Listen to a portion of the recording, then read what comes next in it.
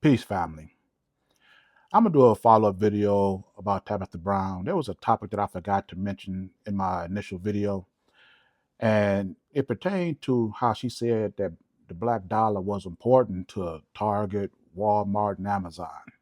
She didn't really elaborate on that, but I am. But I'm doing it in just 1 second. First, I want to say this. Diversity, equity, and inclusion, regardless to how you interpret the meaning of that, it was never going to work for black people, even based on their own statistics. Black people benefited the least out of it. And the reason for that is the stores, the businesses, the industries that we are trying to gain entry into is already filled to capacity by whites and who they deem important. And when black people are considered 3/5 of a human, that just tells you automatically our value is to them.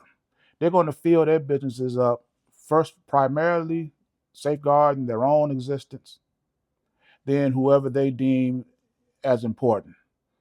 So it doesn't matter if it's diversity, equity, inclusion. It doesn't matter if it's affirmative action. Any social program that is an inclusive thing to whites, black people are going to benefit the least from it. The only way diversity, equity, and inclusion is going to benefit black people is if we're able to establish our own businesses, industries, and institutions where we can fill the vast majority of these institutions up with our people and what's important to us. It is disingenuous to ask black people to protest and march for 5%, 10% employment in businesses is already 80 or 90% filled with whites. What about the other 80, 90% of blacks? What are we supposed to do? It's a recipe for disaster. White people should not have the ability to dictate how many blacks they're going to allow, promote, celebrate in their system, while simultaneously destroying black people's means to sustain their own existence. We have had over 60 independent communities in this country. Just imagine for 1 second, if they were allowed to flourish, if they were allowed to mature and grow, where would they be now? That's the diversity. When you have the ability to do something other than the establishments, that's diversification. When they destroy your option, then you have no choice, period. Now, Tabatha Brown was talking about the importance of the black dollar when it comes to these establishments, the Walmarts, the Targets, the Amazons. And the reason why it's important, in my humble opinion, is the fact that white people have invested in themselves. They have done the work, no matter how immoral it may have been, for them to establish determination of their own existence. And once they do that, while at the same time depriving black people of the same opportunity, everything they take in from black people is profit. They don't have to survive on whatever products and services that we may not have in abundance in our own system. They get to take in 90% of our revenue, barely having us anything left to do for ourselves. You see, when the Tabatha Brown sitting up here telling everybody to still go to Target, to take your money to Walmart, a very small percentage of that is going to go to her. We need to have our own businesses. Why are we sitting up here arguing for a shelf or a bookend in one of these stores? We could open up our own stores and have aisles, rows, departments dedicated to our people. When you go to their schools, you're taking out loans to get their education.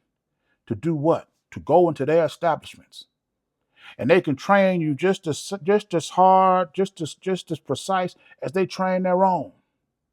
But as soon as you take your black rump to their stores, to their schools, to their businesses, they have to accept your education. Why are we doing this? When black people, when we had our own independent communities, there was no marching, there was no protesting, there was no boycotting.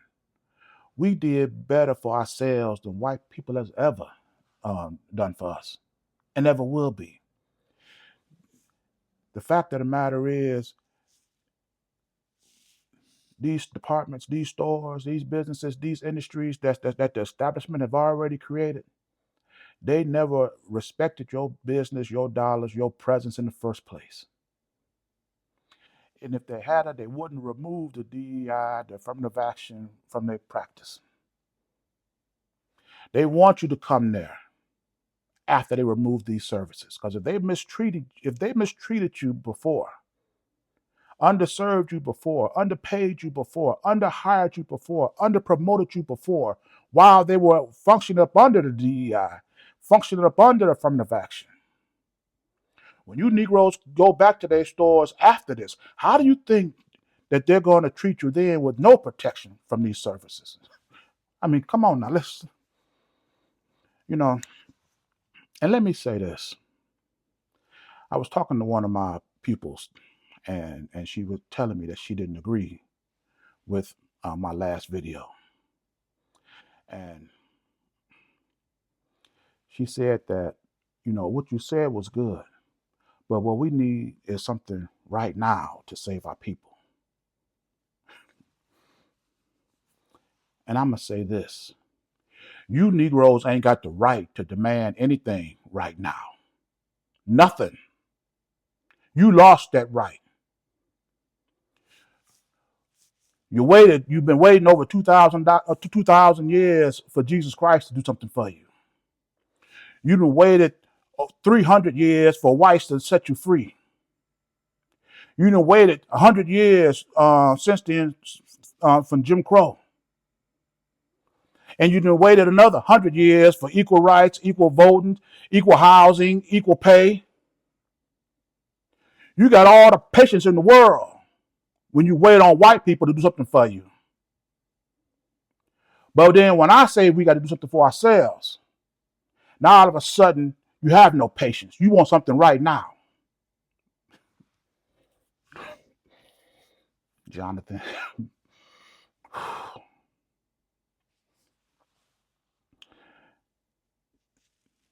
One of the African proverbs say the battlefield is a poor place to plan your defense. And that's exactly what we're doing right now. We are in the midst of a social war, ethnic war, and we ain't got no plan. Yeah, I know there's organizations, there's groups out here that's talking about black people. You've got all these lists of black businesses, black industries that's in existence. But ask yourself, what are they beliefs? What are their values?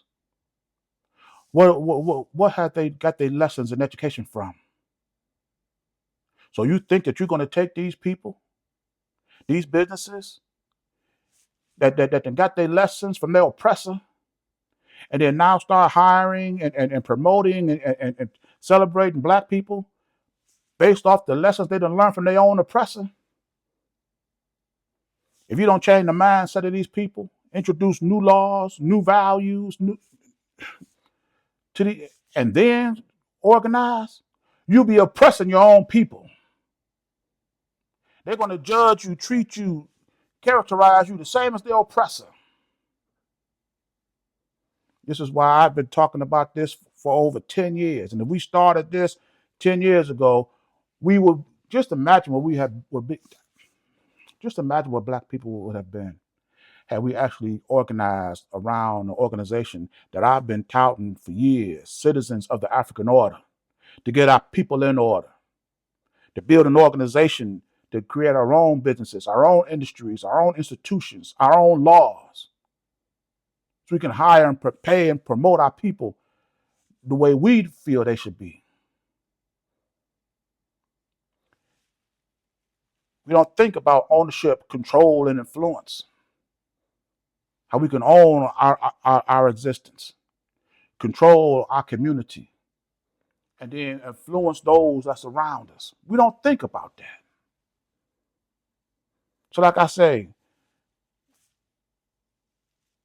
Donald Trump has just became president of the United States. And as opposed to organizing at that point, most of you Negroes should have been talking about something. We're just gonna wait until the next election. We're gonna wait till the midterms. You done tried everything else,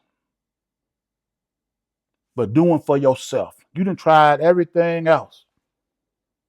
What the F are you waiting for?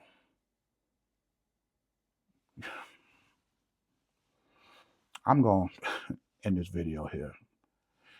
But let me say this. There is no justifiable reason for any melanated people, after witnessing these first couple of weeks of Donald Trump's presidency and the response that we're getting from the businesses, industries, and institutions that we have already served. They done took our ideas, our inventions, they done took our bodies, our everything, and created a way, a life for them, and have been depriving us from it. What are we waiting for? So, like I say, the sooner you start doing for yourselves, the sooner we can get finished. And the doing for yourselves is never a finished product. We have to do it for ourselves and then leave it for our children and have our children develop it and strengthen it to do for their children. This has to be a generational effort, but the work is worthwhile. So I'm in this video here. If you like this message, leave the comments in there and I'll check it back with you later. And I hope I see you in my next video. Ashe.